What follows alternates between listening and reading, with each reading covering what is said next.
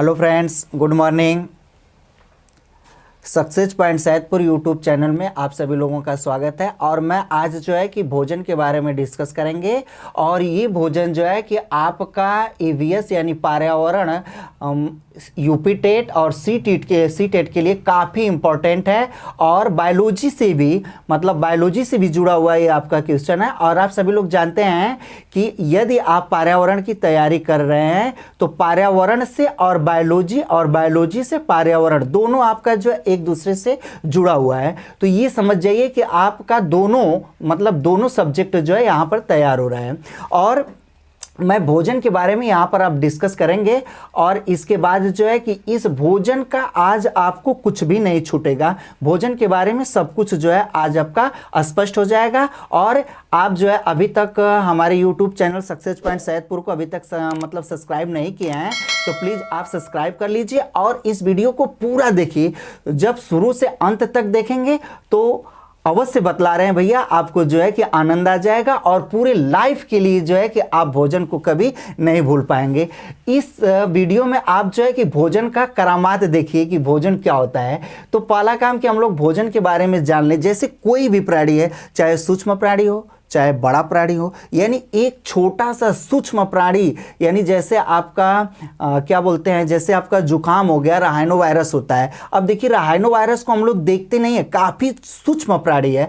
अब सूक्ष्म प्राणी से लेकर के बहुत विशाल प्राणी यानी हवेल मछली तक सभी जितने जीवधारी हैं, चाहे वह जीवाणु हो, चाहे वह विषाणु हो, चाहे वह कवक हो, चाहे जो भी जीवधारी हो, सभी जीवों को जीने के लिए भोजन की जरूरत पड़ती है। तो आज इसी भोजन के बारे में जो है कि हम लोग डिस्कस करेंगे। अब भोजन की परिभाषा जान लीजिए कि ऐसे भोज्य पदार्थ जो हमारे जैविक क्रिया को संचालित करने के लिए ऊर्जा प्रदान करता है, भोजन कहलाता है। अब ये जो है कि भोजन दो भागों में बट गया है। यहाँ आपका कार्बनिक भोज्य पदार्थ और इसके बाद अकार्बनिक भोज्य पदार्थ। तो कार्बनिक भोज्य पदार्थ किसे कहते हैं, यानी ऐसे भोज्य पदार्थ जिसमें कार्बन की मात्रा उपस्थित होता है उसे कार्बनिक भोज्य पदार्थ कहते हैं। और इसके बाद ऐसे भोज्य पदार्थ जिसमें कार्बन की मात्रा नहीं उपस्थित होता है या कार्बन की मात्रा नहीं पाया जाता है उसे अकार्बनिक भोज्य पदार्थ कहते हैं। अब हम चलते हैं कार्बनिक भोज्य पदार्थ की तरफ। तो कार्बनिक भोज्य पदार्थ मुख्यतः चार भागों में आपका बटा हुआ है, जो आपको यहां स्पष्ट दिखाई दे रहा होगा इस चार्ट में। तो ये कार्बनिक भोज्य पदार्थ चार भागों में बटा है, जिसमें कार्बोहाइड्रेट्स, प्रोटीन, वसा और विटामिन।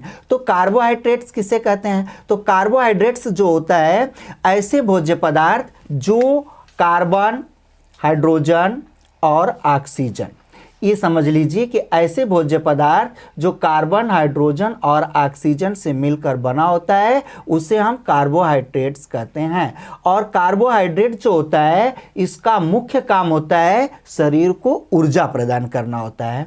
और यह जो है कि ऊर्जा के साथ साथ जो है कि कुछ इसके ऐसे पोषक तत्व होते हैं, या तो ये कहा जाए कि कार्बोहाइड्रेट जो है कि किस किस भोज्य पदार्थों में पाया जाता है। तो कार्बोहाइड्रेट्स जो होता है इसके जो मुख्य स्रोत होते हैं वह जान लीजिए चावल, आलू, गुड़ और बाजरा। ये जो है कार्बोहाइड्रेट के जो है मुख्य स्रोत होते हैं। तो आप समझ गए कि कार्बोहाइड्रेट किसे कहते हैं, यानी ऐसे भोज्य पदार्थ जो कार्बन, हाइड्रोजन और ऑक्सीजन से मिलकर बना है। इसका मुख्य काम क्या होता है, यानी शरीर को ऊर्जा प्रदान करना होता है। और इसके मुख्य स्रोत क्या क्या है, यानी आलू, गुड़, बाजरा और चावल इत्यादि सब चले आएंगे। अब हम जो है कि नेक्स्ट पॉइंट की तरफ चलते हैं, प्रोटीन। यानी प्रोटीन किसे कहते हैं, तो अब देखिए इन चारों में वैसे तो चारों आपका पोषक तत्व जो है कि इंपॉर्टेंट है, लेकिन विशेष रूप से यदि देखा जाए तो प्रोटीन जो है कि इन तीनों में यानी इन चारों में जो है सर्वश्रेष्ठ माना जाता है। तो ऐसे समझ जाइए कि प्रोटीन किसे कहते हैं। तो प्रोटीन का मतलब है कि ऐसे पोषक तत्व जो कार्बन, हाइड्रोजन, ऑक्सीजन के साथ साथ नाइट्रोजन से भी मिलकर बना हुआ होता है, उसे हम प्रोटीन कहते हैं। और प्रोटीन को हम लोग जो है शरीर का बॉडी बिल्डर के नाम से भी जानते हैं, और इसका जो खोज है वह मुल्डर नामक वैज्ञानिक ने किया था। ठीक है ना, यानी तो प्रोटीन का खोज मुल्डर नामक वैज्ञानिक ने, यहाँ से आपका क्वेश्चन आ सकता है आगामी परीक्षाओं में कि प्रोटीन का खोज किस वैज्ञानिक ने किया था। तो आप याद रखिए कि मुल्डर नामक वैज्ञानिक जो है प्रोटीन का खोज किया था। तो अब तो ये आपको क्लियर हो गया कि प्रोटीन जो है कार्बन, हाइड्रोजन, ऑक्सीजन के साथ साथ नाइट्रोजन से भी मिलकर बना हुआ भोज्य पदार्थ होता है, और इसका मुख्य काम होता है कि शरीर में टूटी फूटी हड्डियों का मरम्मत करना होता है। और इसके जो मुख्य स्रोत होते हैं वह दाल, दूध, हरे पत्तेदार सब्जी, मांस, मछली इत्यादि जो है इसके जो है मुख्य स्रोत हैं। अब हम जो है कि वसा पर चलते हैं। वसा क्या होता है, यानी ऐसे भोज्य पदार्थ जो कार्बन, हाइड्रोजन और ऑक्सीजन के साथ मिलकर के बना हुआ होता है, उसे हम वसा कहते हैं। और वसा का भी मुख्य काम होता है कि शरीर को ऊर्जा प्रदान करना, लेकिन यह उस कंडीशन में ऊर्जा प्रदान करता है कि जब कार्बोहाइड्रेट ऊर्जा प्रदान नहीं करता है, अर्थात किसी भी प्राणी के शरीर में भोजन के उपरांत अगर मान लिया जाए कि उसके शरीर में कार्बोहाइड्रेट का भोज्य पदार्थ नहीं है, उस कंडीशन में जो है कि वसा जो है कि शरीर में ऊर्जा प्रदान करता है। और इस वसा के जो मुख्य स्रोत हैं, यह जो है घी, पनीर और सोयाबीन इत्यादि सब चला आता है। और तेलहन संबंधी, यानी वसा के अंतर्गत जो है तेलहन संबंधी अधिक से अधिक पाया जाता है। और एक क्वेश्चन यहाँ पर और आता है कि सबसे अधिक प्रोटीन किसमें पाया जाता है, तो सोयाबीन जो होता है वह सोयाबीन में सबसे अधिक जो है प्रोटीन की मात्रा पाई जाती है। ठीक है ना, तो अब हम लोग जो है कि नेक्स्ट यानी विटामिन्स की तरफ चलते हैं। तो आपको 3 पॉइंट क्लियर हो गया होगा, कार्बोहाइड्रेट, प्रोटीन और वसा। अब इसके बाद जो है विटामिन्स, यानी देखिए विटामिन्स क्या है, तो विटामिन एक ऐसा भोज्य पदार्थ है जो हमारे शरीर को क्या करता है, ऊर्जा देता है। ठीक है ना, उसे हम जो है विटामिन कहते हैं। और यह विटामिन जो है मुख्य 2 भागों में बटा हुआ है, जल में घुलनशील विटामिन और वसा में घुलनशील विटामिन। अब इसके थोड़ा सा विटामिन का खोज लुनीन नामक वैज्ञानिक ने किया था, परंतु फंक नामक वैज्ञानिक जो है इसका नामकरण किए हुए थे। तो ये विटामिन जो है पुनः 2 भागों में बटा हुआ है, जल में घुलनशील विटामिन और वसा में घुलनशील विटामिन। मैंने आपको एक वीडियो दिया हुआ हूं विटामिन का, उसमें जो है कि विटामिन के जो आपका विटामिन यहां पर दिखाई दे रहा है कि बी, सी, ए, डी, ई, के, ठीक है, तो उस वीडियो में पूरा स्पष्ट किया गया है कि इसका जो है कि रासायनिक नाम क्या होता है और इससे होने वाले रोग क्या क्या हैं। उस वीडियो को अगर आप जाकर देखेंगे यूट्यूब चैनल पर प्लेलिस्ट में, तो वहां पर जो है आपको पूर्ण रूप से इसकी पूरी जानकारी दी हुई है। ठीक है ना, तो ये जो जल में घुलनशील विटामिन है और वसा में घुलनशील विटामिन है, इसका मैं एक छोटा सा आपको ट्रिक बतला दे रहा हूं। ऐसे समझ जाइए कि जल में घुलनशील विटामिन यानी ऐसे विटामिन जो जल में पूर्ण रूप से विलय हो जाता है यानी घुल जाता है, उसे हम जल में विलय या घुलनशील विटामिन कहते हैं। और यह मुख्यतः 2 भागों में बटा हुआ है, विटामिन बी और विटामिन सी। ठीक है ना, और वसा में घुलनशील विटामिन यानी ऐसा विटामिन जो वसा में पूर्ण रूप से विलय हो गया होगा, उसे हम जो है वसा में घुलनशील विटामिन कहते हैं, जो ए, डी, ई, के।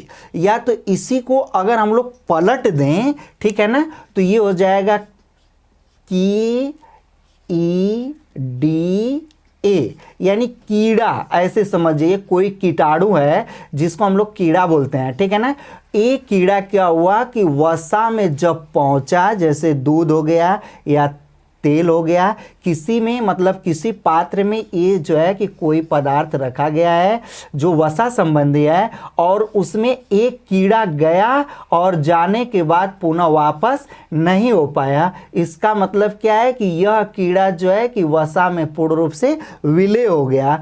तो कीड़ा का मतलब विटामिन के, vitamin E, vitamin D, vitamin A, ये किस में घुल गए? वसा में घुल गए। तो ये समझ जाइए कि वसा में घुलनशील विटामिन जो है वह ए, डी, ई और के है, यानी यह वसा में पूर्ण रूप से विलय हो जाता है। और जल में घुलनशील का मतलब जो जल में पूर्ण रूप से विलय हो गया, यानी विटामिन बी और विटामिन सी। तो इस प्रकार से आपको जो है कि यह कार्बनिक भोज्य पदार्थ के बारे में पूर्ण रूप से जानकारी हो गई होगी। अब इसमें जो है कि आप vitamin B, vitamin C, vitamin D, vitamin E, vitamin A, vitamin K, ये जो भी आपका है उसको आप अगली वीडियो में देखेंगे तो कन्फर्म हो जाएगा इससे होने वाले कौन कौन से रोग हैं और इसके उपचार कैसे किया जाता है, इसके रासायनिक नाम क्या है, ठीक है ना। अब हम जो है कि अकार्बनिक भोज्य के पदार्थ मतलब अकार्बनिक भोज्य पदार्थ की तरफ चलते हैं। तो अकार्बनिक भोज्य पदार्थ क्या होता है? जैसे मैंने अभी आपको बतलाया कि अकार्बनिक भोज्य पदार्थ जो है कि ऐसे भोज्य पदार्थ जिसमें कार्बन की मात्रा नहीं पाई जाती है उसे हम अकार्बनिक भोज्य पदार्थ कहते हैं। और यह मुख्यतः दो भागों में बटा हुआ है, जो आपका पहला पॉइंट यहां पर दिखाई दे रहा है जल और दूसरा है खनिज लवण। तो ये समझ जाइए कि जल यानी जल क्या होता है आप सभी लोग जानते हैं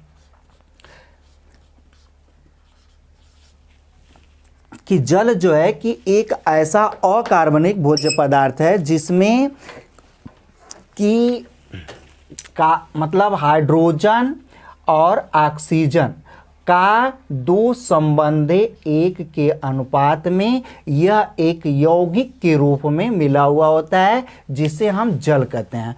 और जल जो है कि प्रत्येक प्राणियों को जीवन यापन करने के लिए अति आवश्यक होता है, अर्थात कहा जाता है जल ही जीवन है, ठीक है ना। तो जल जो है एक अकार्बनिक भोज्य पदार्थ है। जैसे आप यहाँ एग्जाम्पल में देख सकते हैं कि जल का जो मतलब योग सूत्र होता है वह H2O है। यहाँ पर H2O यानी देखिए कार्बन की मात्रा इसमें बिल्कुल पाया नहीं जा रहा है। इस प्रकार से यह अकार्बनिक भोज्य पदार्थ के अंतर्गत चला आता है। और इसमें आप देख रहे हैं कि H2O यानी दो संबंधे एक के अनुपात में यह मिलकर के बना होता है। अब हम चलते हैं खनिज लवण की तरफ।